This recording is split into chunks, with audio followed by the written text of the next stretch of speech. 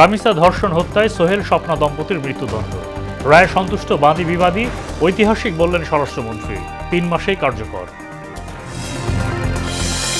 3 মাসের জ্বালানি মজুত সহ 12 দফা সুপারিশ বিশেষ কমিটির। সংসদে জ্বালানি মন্ত্রী। পর্যাপ্ত গ্যাস সরবরাহ হলে যমুনা সার কারখানা পূর্ণ সক্ষমতায় চালু। শোকজের উত্তর দিতে 8 দিন হাসপাতালকে ফের 48 ঘন্টা সময় দিল স্বাস্থ্য অধিদপ্তর। কেন লাইসেন্স বাতিল হবে না, জবাব দেওয়ার নির্দেশ। এবং 100 দিন আশাব্যঞ্জক হলেও আইনের শাসন প্রতিষ্ঠায় পিছিয়ে সরকার, বলছে টিআইবি। মানবাধিকার ও তথ্য প্রাপ্তি নিশ্চিতের তাগিদ।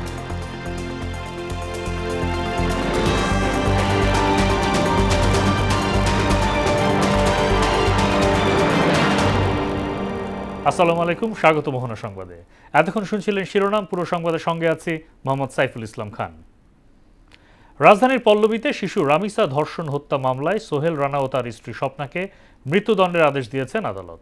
রোববার ঢাকা মহানগর শিশু সহিংসতা দমন ট্রাইব্যুনালের বিচারক মাসরুর সালেকিন এ রায় দেন। বিচারক তার পর্যবেক্ষণে বলেন, 2 আসামির অপরাধ সংশোধনযোগ্য নয়। দৃষ্টান্তমূলক শাস্তি না হলে আদালত প্রশ্নবিদ্ধ হবে। এমদাদুল হক খানের প্রতিবেদন। নিষ্পাপ হাসি, বুক ভরা স্বপ্ন, কিন্তু এখন সবই শেষ। শিশু রামিসার হাতে থাকার কথা ছিল রঙিন পেন্সিল আর রূপকথার বই। এর বদলে নির্মম হিংস্রতা কেড়ে নেয় তার ছোট্ট প্রাণ। ধর্ষণের শিকার হয় অবশ শিশু। রায় ঘোষণার আগে আলোচিত এ মামলায় অভিযুক্ত সোহেল রানা ও তার স্ত্রী স্বপ্নাকে আদালতে হাজির করে পুলিশ। কড়া নিরাপত্তায় নেওয়া হয় এজলাসে। জনাকীর্ণ আদালতে দেশব্যাপী আলোড়ন সৃষ্টি করা এ মামলার রায় পড়া শুরু করেন ঢাকা মহানগর শিশু সহিংসতা দমন ট্রাইব্যুনালের বিচারক মাসরুর সালেকিন। প্রায় পৌনে 1 ঘন্টার এ রায়ে রামিসাকে ধর্ষণ ও হত্যার অভিযোগ সন্দেহাতীতভাবে প্রমাণিত হওয়ায় প্রধান অভিযুক্ত সোহেল রানা ও তার স্ত্রী স্বপ্না খাতুনকে মৃত্যুদণ্ড দেন আদালত। একই সঙ্গে সোহেল রানার 5 লাখ টাকা জরিমানা ও স্বপ্নাকে 2 লাখ টাকা জরিমানা করেন আদালত। আদালত রায়ের পর্যবেক্ষণে বলেন, এটি অমানবিক অপরাধ। উপযুক্ত শাস্তি না হলে আদালত ব্যর্থ হবে। ধর্ষণ শুধু পরিবার নয়, পুরো সমাজকে ব্যথিত করে। এ অপরাধ সংশোধনের যোগ্য নয়। এদের কাছে শিশুরা নিরাপদ নয়। পরে রাষ্ট্রপক্ষের আইনজীবীরা বলেন, এ রায় দৃষ্টান্ত হয়ে থাকবে। আদালত 2 আসামিকে ফাঁসি দিয়েছেন, তা কার্যকর করে নজির স্থাপন করতে হবে। যে অপরাধ সে করেছে সেই জন্য তাকে আদালত সর্বোচ্চ শাস্তি, তাকে মৃত্যুদণ্ড আদেশ প্রদান করেছেন। নৃশংসভাবে ধর্ষণ করে হত্যা করা হয়েছে। সেটা আমাদের দেশের যে শিশুরা আছে তাদেরও যে একটা বিষয় এখানে আমাদের এই হত্যার মধ্যে দিয়ে, ধর্ষণের মধ্যে দিয়ে যে দেশের নিরাপদ নয়। অতএব এটাও একটা বিষয় এবং এই বিচারের মধ্য দিয়ে একটা দৃষ্টান্তমূলক শাস্তির মধ্য দিয়ে দেশের মানুষের মনে যেরকম মানুষের মধ্যে একটা আশার সঞ্চার করা এবং আমাদের শিশু বাচ্চাদেরকে এই ধরনের নৃশংস ঘটনা থেকে যেন আগামী দিন রক্ষা করা যায় এবং ধরনের ঘটনা না ঘটে, এই বিচারটা একটি দৃষ্টান্তমূলক ঘটনা হিসাবে, শাস্তি হিসাবে পরিগণিত হবে। রাষ্ট্রনিযুক্ত আসামি পক্ষের আইনজীবী মুসা কালিমুল্লাহ বলেন, আসামি নিজেই দোষ স্বীকার করেছেন, কাজেই তিনি অপরাধী। রায়ে ন্যায় বিচার হয়েছে। এই আসামি সোহেল রানা নিজেকে দোষী দাবি করে আদালতের নিকট ক্ষমা প্রার্থনা করেছেন। যেহেতু এই আসামি আদালতের নিকট 164 দ্বারা জবানবন্দিও দিয়েছিল এবং মাননীয় বিচারিক আদালতের নিকটও সে নিজেকে দোষ স্বীকার করে অনুকম্পা চেয়েছে, সেহেতু এই আসামি এই কথিত চাঞ্চল্যকর ঘটনার সাথে এই সংশ্লিষ্ট নিজেই স্বীকার করেছে এবং সে ছাপা সাক্ষী দেয় নেই। যেহেতু সে ছাপা সাক্ষী দেয় নেই, তার মানে সে অপরাধী। যে অপরাধী প্রকৃত তার সাজা পেয়েছে, ন্যায় বিচার নিশ্চিত হয়েছে আমি মনে করি। রামিসার প্রতি নৃশংসতা শুধু একটি পরিবারের স্বপ্নভঙ্গ নয়, চেনা সমাজের বুকে এক বিশাল ক্ষত। ঘটনার 20 দিনের মধ্যে ট্রাইব্যুনালের এই রায় ঘোষণা দেশের বিচার ব্যবস্থায় নজির হয়ে থাকবে। এমদাদুল হক খান, মোহনা সংবাদ, ঢাকা। রামিসা ধর্ষণ হত্যা মামলা সহ নারী ও শিশু বিষয়ক মামলা ডেথ রেফারেন্স ও আপিল শুনানির জন্য আগামী রোববার থেকে প্রধান বিচারপতি হাইকোর্টে বিশেষ বেঞ্চ গঠনের নির্দেশ দিয়েছেন বলে জানিয়েছেন attorney general barrister Ruhul Kuddus Kajal. এদিকে রামিসা হত্যা মামলার রায়কে বিচারিক ও পুলিশের তদন্তের ইতিহাসে ঐতিহাসিক মাইলফলক হিসেবে অভিহিত করেছেন স্বরাষ্ট্রমন্ত্রী সালাউদ্দিন আহমেদ চৌধুরী। আর 3 মাসের মধ্যে এই রায় কার্যকর সম্ভব বলে জানিয়েছেন আইনমন্ত্রী শামীমুজ্জামানকে সঙ্গে নিয়ে আরও জানাচ্ছেন মুদাসসির আলী। আলোচিত শিশু রামিসা ধর্ষণ হত্যা মামলার রায়ে প্রধান আসামি সোহেল রানা ও তার স্ত্রীকে মৃত্যুদণ্ড দেন আদালত। তবে আইনি প্রক্রিয়া হিসেবে এখনই এ রায় কার্যকর হচ্ছে না। হাইকোর্টে হবে ডেথ রেফারেন্সের শুনানি। এছাড়াও আসামি পক্ষ আপিল করলে তা নিয়েও হবে আইনি প্রক্রিয়া। রায়ের পরেই দ্রুত রাষ্ট্রপক্ষ পরবর্তী আইনি ধাপ সম্পন্ন করবে বলে জানালেন অ্যাটর্নি জেনারেল রুহুল কুদ্দুস কাজল। অ্যাটর্নি জেনারেল অফিসের পক্ষ থেকে আমাদের অবস্থান হচ্ছে আমরা দ্রুততম সময়ে রেকর্ড প্রাপ্তির পরে প্রাসঙ্গিক যে কাজগুলো আছে সে কাজগুলো সম্পন্ন করা, এবং আমরা চেষ্টা করব যে এই প্রক্রিয়াটা সম্পন্ন হলে যত দ্রুত সম্ভব আপিলটা নিষ্পত্তি করার উদ্যোগ গ্রহণ করব। পরে প্রধান বিচারপতি জুবায়ের রহমান নারী ও শিশু বিষয়ক মামলার ডেথ রেফারেন্স ও আপিল শুনানির জন্য হাইকোর্টে বিশেষ বেঞ্চ গঠনের নির্দেশ দিয়েছেন বলে জানান অ্যাটর্নি জেনারেল। বেঞ্চটি কার্যকর হবে আগামী রোববার। নারী এবং শিশু নির্যাতন দমন আইনের অধীনে এই জাতীয় মামলা অর্থাৎ শিশু রামিসা, আসিয়া, এই সমস্ত মামলাগুলো শুনানির জন্য হাইকোর্টে একটি সুনির্দিষ্ট বেঞ্চ উনি গঠন করবেন, যেটা আগামী রবিবার থেকে কার্যকর হবে। এদিকে স্বরাষ্ট্রমন্ত্রী সালাহউদ্দিন আহমেদ রামিসা হত্যার রায়ে প্রতিক্রিয়া একে ঐতিহাসিক মাইলফলক হিসেবে আখ্যায়িত করেন। বাংলাদেশের এই বিচারিক ইতিহাসে এবং পুলিশের গ্রেপ্তার এবং তদন্তের কার্যক্রমের ইতিহাসে এটা একটা মাইলফলক। এভাবেই আমরা ইনশাআল্লাহ জনপ্রত্যাশা অনুযায়ী দেশে আইনের শাসন প্রতিষ্ঠা করতে চাই। আর ৩ মাসের মধ্যে রামিসা ধর্ষণ হত্যা মামলার রায় কার্যকর সম্ভব বলে জানান আইনমন্ত্রী মোহাম্মদ আসাদুজ্জামান। আগামী ৩ মাসের মধ্যে করা সম্ভব যদি সুপ্রিম কোর্টের সংশ্লিষ্ট বেঞ্চ এটাকে প্রায়োরিটি দিয়ে শুনানি করেন। হাইকোর্টে আইনের প্রতিটি ধাপ অনুসরণ করেই রায় কার্যকর হবে বলে জানান তিনি। যত দ্রুত সময়ের মধ্যে সম্ভব আমরা এটা নিষ্পত্তি করার চেষ্টা করব। মুদাসসির আলী, মোহনা সংবাদ, ঢাকা। শিশু রামিসার হত্যা মামলায় আসামি সোহেল রানা ও তার স্ত্রী স্বপ্না খাতুনের মৃত্যুদণ্ডের রায়ে সন্তুষ্টি প্রকাশ করেছেন রামিসার বাবা আব্দুল হান্নান মোল্লা। সেই সঙ্গে দ্রুত রায় কার্যকরের দাবি জানিয়েছেন তিনি। এদিকে আলোচিত এই রায়কে স্বাগত জানিয়েছে সাধারণ মানুষ। তাদের মতে এই রায় শিশু নির্যাতন ও হত্যার মতো নৃশংস অপরাধের বিরুদ্ধে একটি শক্ত বার্তা হিসাবে কাজ করবে। বিস্তারিত নাজমুল ইসলামের প্রতিবেদনে। শিশু রামিসা হত্যা মামলার রায় ঘিরে মহানগর দায়রা জজ আদালতে ছিল টানটান উত্তেজনা ও থমথমে পরিবেশ। বহুল আলোচিত এ মামলার রায় প্রত্যক্ষ করতে দেশের বিভিন্ন অঞ্চল থেকে সাধারণ মানুষ আদালত প্রাঙ্গণে ভিড় জমান। মহানগর শিশু সহিংসতা দমন ট্রাইব্যুনালের বিচারক মাসরুর সালিকিনের আদালতে রায় ঘোষণার পরপরই আদালত থেকে বের হয়ে সাংবাদিকদের সঙ্গে কথা বলেন শিশু রামিসার বাবা। আমি সম্পূর্ণ সন্তুষ্ট এবং আমাদের প্রধানমন্ত্রী যে আশ্বাস দিয়েছিলেন সেই সময়ের ভিতরে আমি আমার মেয়ের বিচার পেয়েছি। আমার রামিসার সুষ্ঠু বিচার পাওয়ার জন্য যে সাহায্য সহযোগিতা আমাদেরকে মনোবল দিয়েছেন তার জন্য আমি তাদের প্রত্যেকের কাছে কৃতজ্ঞ। এদিকে অভিযুক্ত সোহেল ও স্বপ্না আক্তারের ফাঁসির রায়ে সন্তোষ প্রকাশ করেন উপস্থিত জনতা। তাদের মতে এ রায়ের মাধ্যমে বিচার বিভাগের প্রতি আস্থা আরও সুদৃঢ় হয়েছে। বিচারের কোনো আদালত থেকে উনি যেন কোনো ফাঁক ফোকরে যেন বেরিয়ে না যেতে পারে। যা আমরা শুনেছি যে ফাঁসির রায় হয়েছে, কিন্তু আমরা সবচেয়ে খুশি হব যদি এটা কার্যকর হয়। খুশি, অনেক খুশি বাবা। একটা মারি ফেলালে তাহলে মানুষের ভয় হবো, আর এমন করবো না। আমার মনে একটা আবেগ যে দুজনের ফাঁসি হয়েছে, এটা আমরা খুব খুশি হয়েছি, সারা বাংলাদেশ যে খুব খুশি হয়েছে। শিশু রামিসা হত্যা মামলার রায় দ্রুত কার্যকরের মাধ্যমে দেশে আইনের শাসন আরও সুদৃঢ় হবে বলে মনে করছেন সাধারণ মানুষ।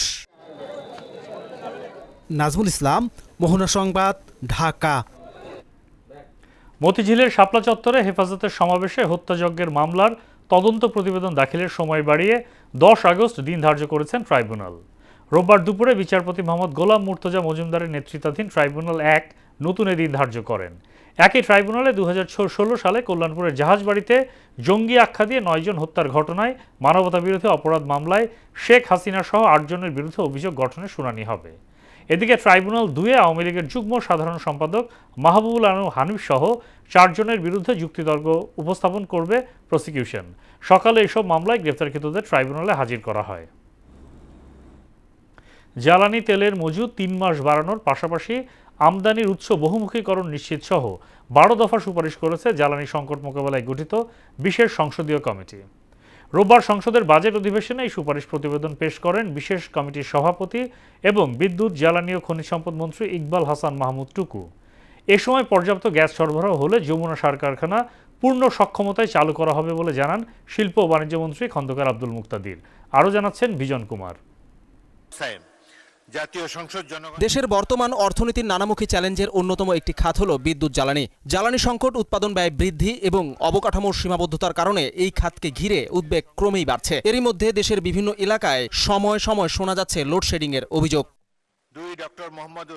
এমন বাস্তবতা উল্লেখ করে ত্রয়োদশ সংসদের দ্বিতীয় অধিবেশনে প্রশ্ন তোলেন সদস্যরা। এ সময় সংসদ সদস্যরা বলেন, খুলনায় রামপাল বিদ্যুৎ কেন্দ্র থাকলেও স্থানীয়রা লোডশেডিং এ ভোগান্তি পোহাচ্ছে। বগুড়ার চরাঞ্চলে বিদ্যুৎ সংযোগ নিয়েও প্রশ্ন করেন তারা। বর্তমান তীব্র দাবদাহের কারণে দেশ জুড়িয়া বিদ্যুতের চরম ঘাটতি ও লোডশেডিং দেখা দিয়েছে। লোডশেডিং এর কারণে সেখানে ব্যবসা বাণিজ্য এবং শিল্প উৎপাদন কেন্দ্রে যে ক্ষতি হচ্ছে, সেই ক্ষতি থেকে উত্তরণের জন্য কোন ধরনের পরিকল্পনা আছে কিনা। পার্বত্য অঞ্চলে নিরবিচ্ছিন্ন বিদ্যুৎ সরবরাহের কার্যকর ব্যবস্থা নিতেও মন্ত্রীর দৃষ্টি আকর্ষণ করেন সংসদ সদস্যরা। পার্বত্য এলাকায় বিদ্যুৎ সংযোগ টেম্পোরারি দেখানোর জন্য যে আমরা সব এলাকায় সম্পূর্ণ বিদ্যুতায়ন করেছি। জবাবে বিদ্যুৎ মন্ত্রী বলেন, দেশে গ্যাসের সংকট থাকলেও বিদ্যুৎ সংকট নেই। এ সময় খুলনা সহ সারা দেশে নিরবিচ্ছিন্ন বিদ্যুৎ সরবরাহে সবগুলো বিদ্যুৎ কেন্দ্র সচল করার কাজ চলমান রয়েছে বলেও জানান তিনি। আমাদের বিদ্যুতের ঘাটতি নাই, যে লোডশেডিং এর ডেফিনিশনটা একটু পরিবর্তন করতে হবে। খুলনার জন্য দুটো পাওয়ার স্টেশন তৈরি করা হয়েছে রূপসাতে, সেই দুটা পাওয়ার স্টেশন চলছে না গ্যাসের অভাবে। ভোলার থেকে গ্যাস এনে ওই দুইটা বিদ্যুৎ কেন্দ্র চালু করব। পাশাপাশি দুর্গম পার্বত্য এলাকায় সোলার প্যানেলের মাধ্যমে বিদ্যুৎ সরবরাহের আশ্বাসও দেন মন্ত্রী। দুর্গম এলাকায় বিদ্যুতায়ন করার জন্য সোলার এনার্জির দিকে আমরা দৃষ্টিপাত করেছি। এ সময় জ্বালানি তেলের মজুদ 3 মাস করার পাশাপাশি আমদানির উৎস বহুমুখীকরণ নিশ্চিত সহ সংকট মোকাবিলায় গঠিত বিশেষ সংসদীয় কমিটির 12 দফা সুপারিশ সম্বলিত প্রতিবেদন সংসদে উপস্থাপন করেন জ্বালানি মন্ত্রী। জাতীয় সংসদের সাম্প্রতিক জ্বালানি নিয়ে উদ্ভূত পরিস্থিতি মোকাবেলায় করণীয় সম্পর্কে গঠিত বিশেষ কমিটির রিপোর্ট উপস্থাপন করিলাম। এদিকে পর্যাপ্ত গ্যাস সরবরাহ হলে যমুনা সার কারখানা পূর্ণ সক্ষমতায় চালু করা হবে বলে সংসদে জানান শিল্প ও বাণিজ্য মন্ত্রী খন্দকার আব্দুল মুক্তাদির। গ্যাস প্রাপ্তি সাপেক্ষে এটি চালু করা যেতে পারে, যেটি ন্যাশনাল গ্রিড আছে সেটি থেকে। আর শুধু ফার্টিলাইজার ফ্যাক্টরিগুলির জন্য একটা ডেডিকেটেড নেটওয়ার্ক তৈরির জন্য আমাদের একটি কার্যক্রম প্রক্রিয়াধীন আছে। আর তথ্য ও সম্প্রচার প্রতিমন্ত্রী ইয়াসের খান চৌধুরী সংসদে জানান, গণমাধ্যমের স্বাধীনতা রয়েছে, তবে কেউ জনবিরোধী কাজ বা প্রচারণায় লিপ্ত থাকলে তার বিরুদ্ধে প্রচলিত আইনে ব্যবস্থা নেওয়া হবে। সাংবাদিক হোক আর আমাদের পলিটিশিয়ান, বিজনেসম্যান, চাকরিজীবী আইনের ঊর্ধ্বে তো কেউই না। কাজেই কেউ যদি আইনের বিপক্ষে কাজ করে তার বিরুদ্ধে নিশ্চয়ই প্রচলিত আইনে ব্যবস্থা গ্রহণ করা হবে। বিজন কুমার, মোহনা সংবাদ, ঢাকা। 1.5 দশকের ফ্যাসিবাদী শাসনে গণতান্ত্রিক ও রাজনৈতিক অধিকার হরণের পাশাপাশি শিক্ষা ব্যবস্থাকেও ধ্বংস করেছে বলে মন্তব্য করেছেন প্রধানমন্ত্রী তারেক রহমান। রোববার সকালে চীন মৈত্রী সম্মেলন কেন্দ্রে কর্মমুখী ও টেকনিক্যাল শিক্ষা বিষয়ক কর্মশালার উদ্বোধন অনুষ্ঠানে এই কথা বলেন তিনি। সনদ নির্ভর না হয়ে দক্ষ এবং কর্মমুখী শিক্ষা ব্যবস্থা গড়ে তোলার তাগিদ দেন প্রধানমন্ত্রী। আরও জানাচ্ছেন শামীমুজ্জামান চৌধুরী।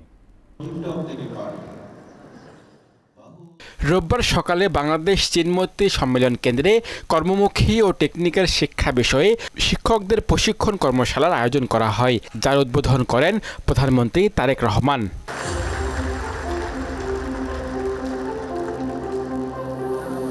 প্রধান অতিথির বক্তব্যে প্রধানমন্ত্রী তারেক রহমান বলেন, শিক্ষা দীক্ষা, জ্ঞান বিজ্ঞান ও প্রযুক্তিতে নিজেদের প্রস্তুত রাখতে না পারলে আগামী দিনে বৈশ্বিক চ্যালেঞ্জে টিকে থাকা কঠিন হয়ে পড়বে। আমাদেরকে একটি জ্ঞানভিত্তিক রাষ্ট্র এবং সমাজ গড়ে তুলতে হবে। নিশ্চয়ই শিক্ষায়, দীক্ষায়, জ্ঞানে, বিজ্ঞানে, প্রযুক্তিতে নিজেদেরকে প্রস্তুত রাখতে না পারলে আমি মনে করি আগামী দিনে বৈশ্বিক প্রতিযোগিতায় টিকে থাকা মনে হয় কষ্টকর হয়ে পড়বে।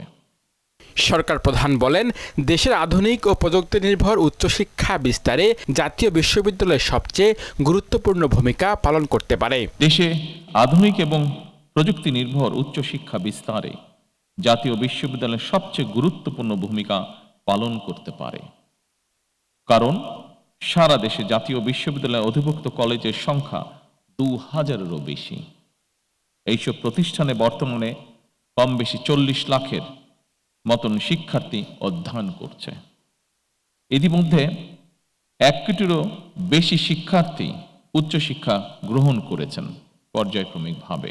বিশ্ব এখন চতুর্থ শিল্প বিপ্লবে প্রবেশ করেছে উল্লেখ করে সরকার প্রধান বলেন, কৃত্রিম বুদ্ধিমত্তা বা আর্টিফিশিয়াল ইন্টেলিজেন্সের অবাধ প্রসার ও ব্যবহার বর্তমানে মানুষের জন্য নানামুখী চ্যালেঞ্জ তৈরি করছে।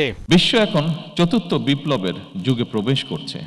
কৃত্রিম বুদ্ধিমত্তা বা আর্টিফিশিয়াল ইন্টেলিজেন্সের অবাধ প্রসার ও ব্যবহার বর্তমানে মানুষের জন্য নানামুখী চ্যালেঞ্জ তৈরি করেছে। শামীমুজ্জামান চৌধুরী, মোহনা সংবাদ, ঢাকা। ৭১-এর স্বাধীনতা বিরোধী শক্তি এবং ফ্যাসিবাদী গোষ্ঠী এক হয়ে দেশপ্রেমিক সরকারকে উৎখাতের ষড়যন্ত্র করছে বলে অভিযোগ করেছেন মুক্তিযুদ্ধ বিষয়ক মন্ত্রী আহমেদ আজম খান। রোববার এক অনুষ্ঠানে বিএনপির নেতৃত্বে ভবিষ্যতে সমৃদ্ধ বাংলাদেশ গড়ার প্রত্যয় জানান তিনি। এ সময় বিএনপির স্থায়ী কমিটির সদস্য ডক্টর আব্দুল মঈন খান বলেন, জিয়াউর রহমান যে বাংলাদেশ সৃষ্টি করতে চেয়েছিলেন, এবার এমন দেশই গড়ে তোলা হবে। মফিউর রহমানের রিপোর্ট। শহীদ রাষ্ট্রপতি জিয়াউর রহমানের ৩৫তম শাহাদাত বার্ষিকী উপলক্ষে জাতীয়তাবাদী মুক্তিযোদ্ধা দল ও মুক্তিযুদ্ধের প্রজন্মের আয়োজনে রাষ্ট্র বিনির্মাণের মুক্তিযোদ্ধাদের করণীয় শীর্ষক আলোচনা সভার আয়োজন করা হয়। শহীদ রাষ্ট্রপতি জিয়াউর রহমানকে নিয়ে স্মৃতিচারণ করেন দেশের বিভিন্ন প্রান্ত থেকে আসা মুক্তিযোদ্ধারা। সিপাহী জনতা তারা ক্যান্টনমেন্ট থেকে জিয়াউর রহমানকে তারা মুক্ত করে। যে কয়েকটা ফাউন্ডেশন উনি গড়ে দিয়েছিলেন আজকের থেকে ৪৫ বছর আগে, আজকেও সেই ভিত্তিতেই বাংলাদেশ অগ্রসর হচ্ছে। বিগত আওয়ামী সরকার প্রকৃত মুক্তিযোদ্ধাদের হেয় করেছে উল্লেখ করে মুক্তিযুদ্ধ বিষয়ক প্রতিমন্ত্রী বলেন, এর মাধ্যমে রাজনৈতিক ফায়দাও হাসিল করেছে ফ্যাসিস্ট দলটি। বিগত ১৭ বছরে বহু অমুক্তিযোদ্ধাদের মুক্তিযোদ্ধা তালিকায় অন্তর্ভুক্ত করার মাধ্যমে এক প্রকার মুক্তিযোদ্ধাদের অর্থাৎ আপনাদেরকে, জাতির শ্রেষ্ঠ সন্তান আপনারা, আপনাদেরকে হেয় প্রতিপন্ন অপমান করা হয়েছে বলে আমি মনে করি। আর মুক্তিযুদ্ধ বিষয়ক মন্ত্রী আহমেদ আজম খান বলেন, বীর মুক্তিযোদ্ধাদের প্রকৃত সম্মান নিশ্চিতে প্রকল্প হাতে নেওয়া হয়েছে। নতুন সরকারকে নিয়ে ষড়যন্ত্রের অভিযোগও করেন তিনি। একদিকে ৭১-এ যারা এই মহান মুক্তিযুদ্ধের বিরুদ্ধে দাঁড়িয়েছিলেন তারা, আর একদিকে যারা এই দেশটাকে লন্ডভন্ড করে দিয়ে পালিয়েছে সেই ফ্যাসিবাদ, এরা এক হয়েছে দেশপ্রেমিক সরকারকে হটানোর জন্য। জিয়াউর রহমানের স্বপ্নের বাংলাদেশ গড়ার যে সুযোগ তৈরি হয়েছে তা যে কোনো মূল্যে বাস্তবায়ন অঙ্গীকার করেন বিএনপির স্থায়ী কমিটির সদস্য ডক্টর আব্দুল মঈন খান। আমরা শহীদ প্রেসিডেন্ট জিয়াউর রহমানের জীবনের যে আদর্শ, সেই আদর্শ আমাদের জীবনে রূপান্তরিত করে আমরা তার আদর্শে বাংলাদেশকে গড়ে তুলি। সেই প্রচেষ্টাকে সফল করার জন্য আমরা শৃঙ্খলা, সততা এবং দেশপ্রেম দিয়ে বাংলাদেশকে গড়ে তুলি। একটি গণতান্ত্রিক, সমৃদ্ধ ও নতুন বাংলাদেশ গড়ার প্রত্যাশা ব্যক্ত করেন অনুষ্ঠানের আলোচকরা। শহীদ প্রেসিডেন্ট জিয়াউর রহমান যিনি বাংলাদেশের মানুষকে স্বাধীন করেছেন। মফিউর রহমান, মোহনা সংবাদ, ঢাকা। রাজধানীর মগবাজারের আদ্দিন মেডিকেল কলেজ হাসপাতালে ৬ নবজাতকের মৃত্যুর ঘটনায় শোকজের জবাব দিতে হাসপাতাল কর্তৃপক্ষকে আরও ৪৮ ঘন্টা সময় দিয়েছে স্বাস্থ্য অধিদপ্তর। এই সময়ের মধ্যে শিশুদের মৃত্যুর ঘটনায় ১৯৮২ অধ্যাদেশ লঙ্ঘনের দায়ে কেন হাসপাতালটির লাইসেন্স বাতিল করা হবে না, সেই বিষয়ে হাসপাতাল কর্তৃপক্ষকে জবাব দিতে বলা হয়েছে। রোববার বিকেলে স্বাস্থ্য অধিদপ্তর থেকে হাসপাতাল কর্তৃপক্ষকে পাঠানো এক চিঠিতে সময় বাড়ানোর বিষয় জানানো হয়েছে। অধিদপ্তরের পরিচালক ডক্টর আবু হোসেন মোহাম্মদ মইনুল হাসানের সই করা এই চিঠিতে বলা হয়, শোকজের জবাবের সময় বাড়ানোর আবেদনের পরিপ্রেক্ষিতে জবাব প্রদানের সময়সীমা মঙ্গলবার বিকেল ৫টা পর্যন্ত বর্ধিত করা হলো। দেশের অবকাঠামোগত উন্নয়নে সরকার দীর্ঘমেয়াদী ও কার্যকর পরিকল্পনা হাতে নিয়েছে বলে জানিয়েছেন প্রধানমন্ত্রীর স্বাস্থ্য বিষয়ক বিশেষ সহকারী এস.এম. জিয়াউদ্দিন হায়দার। রোববার বিকেলে ডিআরইউ এর শফিকুল কবির মিলনায়তনে মানসিক স্বাস্থ্য বিষয়ক এক আলোচনা সভায় তিনি একথা জানান। হাসপাতাল নির্মাণের পাশাপাশি দক্ষ জনবল নিয়োগের বিষয়টিও সর্বাধিক গুরুত্ব দেওয়ার কথাও বলেন তিনি। শুধু মেডিকেল এডুকেশন না, যেসব ওয়ার্কফোর্স মেডিকেল মানে হেলথ সিস্টেমের মধ্যে আসবে ডাক্তার সহ, হ্যাঁ, তাদের মান নিয়ন্ত্রণের ব্যাপারে আমরা অনেক আলোচনা করেছি। বিএমডিসির ক্যাপাসিটি কীভাবে বাড়ানো যায়, Bangladesh medical dental council, Bangladesh medical research কাউন্সিলের ক্যাপাসিটি কীভাবে বাড়ানো যায়, আমরা সেটা নিয়েও আলোচনা করেছি, হ্যাঁ, যাতে করে আমরা এই সমস্যাগুলোকে অ্যাড্রেস করতে পারি। সরকারের ১০০ দিন আশাব্যঞ্জক হলেও দেশ আইনের শাসন প্রতিষ্ঠায় পিছিয়ে যাচ্ছে বলে মন্তব্য করেছেন টিআইবির নির্বাহী পরিচালক ইফতেখারুজ্জামান। সকালে ধানমন্ডিতে ১০০তম দিন সুশাসন প্রতিষ্ঠা ও দুর্নীতিবিরোধী প্রতিশ্রুতি বাস্তবায়ন শীর্ষক প্রতিবেদনে তথ্য উঠে আসে। টিআইবি বলছে, দুর্নীতি দমন, মানবাধিকার রক্ষা ও তথ্য পাওয়ার অধিকার নিশ্চিতে সরকারের ব্যর্থতা রয়েছে। মনিরুল ইসলামের প্রতিবেদন। নানামুখী চাপ নিয়ে দায়িত্ব গ্রহণ করেছে বিএনপি সরকার। এরই মধ্যে পার করেছে ১০০ দিন। এই ধারাবাহিকতায় সরকারের ১০০ দিনের মূল্যায়ন করেছে ট্রান্সপারেন্সি ইন্টারন্যাশনাল বাংলাদেশ টিআইবি। সরকার যখন দায়িত্ব নিয়েছে এবং এখনো পর্যন্ত যে দেশীয় এবং আন্তর্জাতিক পরিস্থিতি, সেখানে অর্থনৈতিক অস্থিতিশীলতার বিষয়টি অস্বীকার করার উপায় নেই। ত্রয়োদশ জাতীয় সংসদ নির্বাচন পরবর্তী সরকারের প্রথম ১০০ দিনকে সামগ্রিকভাবে আশা জাগানিয়া ও সম্ভাবনাময় হিসেবে মূল্যায়ন করেছে সংস্থাটি। পাশাপাশি সুশাসন, দুর্নীতি প্রতিরোধ এবং জবাবদিহিমূলক সরকার প্রতিষ্ঠার ক্ষেত্রে সুনির্দিষ্ট পথরেখা ও কার্যকর উদ্যোগের ঘাটতিকে উদ্বেগজনক হিসেবে দেখা হচ্ছে। সরকারের ১০০ দিন একদিক থেকে আশা জাগানিয়া ও সম্ভাবনাময়, তবে অন্যদিকে যেটা আমরা দেখছি সুশাসন, দুর্নীতি প্রতিরোধ এবং বিশেষ করে জবাবদিহিমূলক সরকার প্রতিষ্ঠান প্রত্যাশা পূরণে সুনির্দিষ্ট পথরেখা বা উদ্যোগের ঘাটতি বিবেচনায় উদ্বেগজনক একটা অবস্থা আমরা দেখতে পাচ্ছি। টিআইবি বলছে, ইতিবাচক দিক থাকলেও কার্যকর সংসদ প্রতিষ্ঠার উদ্যোগ এখনও দৃশ্যমান নয়। অধিকাংশ সংসদীয় কমিটি গঠন না হওয়া এবং সংবিধানের ৭০ অনুচ্ছেদ সংশোধন বিষয়ে সরকারের অবস্থানে অস্পষ্টতা রয়েছে। স্থানীয় সরকারের ক্ষমতায়ন এই ধরনের ধারণাগুলোর সাথে সম্পূর্ণ সাংঘর্ষিক। সংস্থাটির নির্বাহী পরিচালক ইফতেখারুজ্জামান বলেন, যুক্তরাষ্ট্রের সঙ্গে বাণিজ্য চুক্তি কিংবা হামের মতো গুরুত্বপূর্ণ ইস্যুতে কার্যকর আলোচনা বা উদ্যোগ দেখা যায়নি। চুক্তি যেহেতু সম্পাদিত হয়ে গেছে, সেটি আলোচনা করাটা সংসদের দায়িত্ব। সংসদ সদস্যদের গাড়িতে শুল্ক ছাড় সহ প্রধানমন্ত্রীর নিরাপত্তা ইস্যুতে বিশেষ উদ্যোগগুলোকে ইতিবাচক বলছে টিআইবি। শুল্কমুক্ত গাড়ির বিষয়গুলো বলা হয়েছে প্লট। মনিরুল ইসলাম, মোহনা সংবাদ, ঢাকা। দেশজুড়ে গেল ২৪ ঘন্টায় হাম ও উপসর্গে আরও ৭ শিশুর মৃত্যু হয়েছে।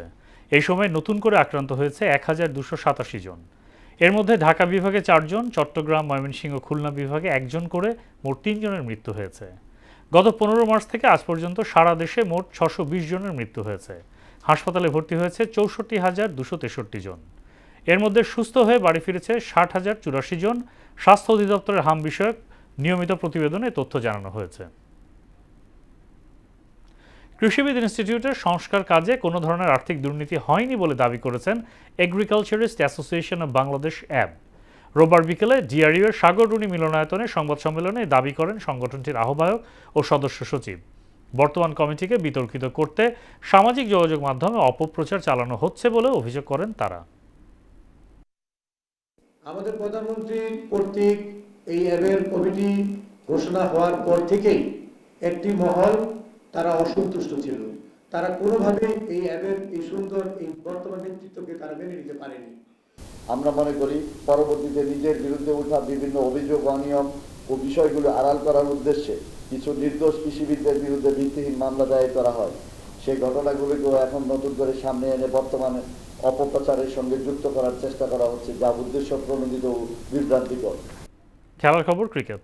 বাংলাদেশ ক্রিকেট বোর্ডের সভাপতি নির্বাচিত হলেন তামিম ইকবাল। মিরপুর শেরেবাংলা স্টেডিয়ামে বিসিবি কার্যালয়ে প্রথমে পরিচালক পদে বিপুল ভোটে বিজয়ী হন তিনি। পরে পরিচালকদের ভোটে সভাপতি নির্বাচিত হয়েছেন সাবেক এই ক্রিকেটার। এছাড়া সহ সভাপতি হয়েছেন ফাহিম সিনহা। Raju Aladdin report.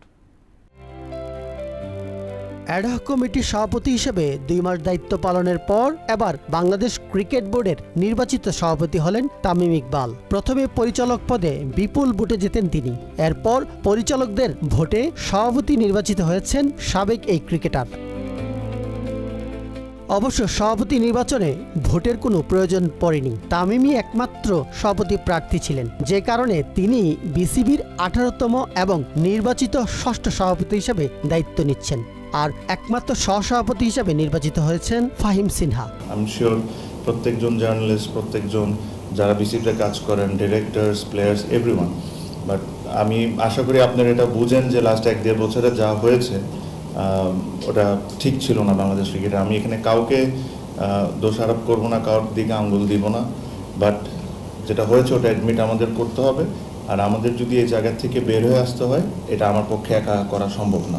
সকাল 8টা থেকে উৎসব মুখর পরিবেশে ভোট গ্রহণ অনুষ্ঠিত হয়। বিকাল 4টা ভোট গ্রহণ শেষে সন্ধ্যা 6টায় আনুষ্ঠানিক ফলাফল ঘোষণা করা হয়। ক্লাব ক্যাটাগরিতে 12টি পরিচালক পদের বিপরীতে 16 জন প্রার্থী প্রতিদ্বন্দ্বিতা করেন। এই ক্যাটাগরিতে মোট ভোটার ছিলেন 76 জন, যার মধ্যে ভোট দিয়েছেন 74 জন। নির্বাচনে ওল্ড ডিওচেস স্পোর্টস ক্লাবের কাউন্সিলর হিসেবে অংশ নেয়া তামিম ইকবাল সর্বোচ্চ 73 ভোট পেয়ে পর্ষদে নিজের জায়গা নিশ্চিত করেন। রাজু আলাউদ্দিন, মোহনা সংবাদ, ঢাকা। শেষ করব মোহনা সংবাদ, যাবার আগে শিরোনামগুলো আরও একবার।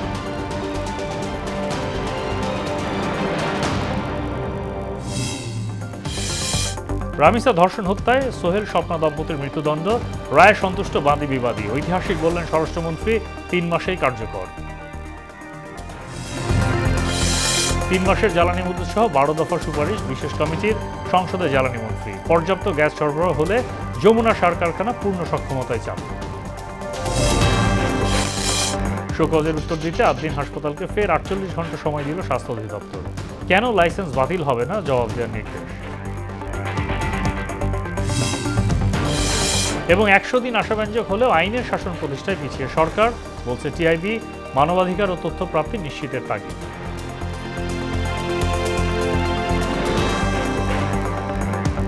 এই ছিল মোহনা সংবাদে। মোহনার সবশেষ খবর জানতে ভিজিট করুন www.mohana.tv। সংবাদ দেখতে পারেন ফেসবুক, ইউটিউবে। এতক্ষণ সঙ্গে থাকার জন্য ধন্যবাদ।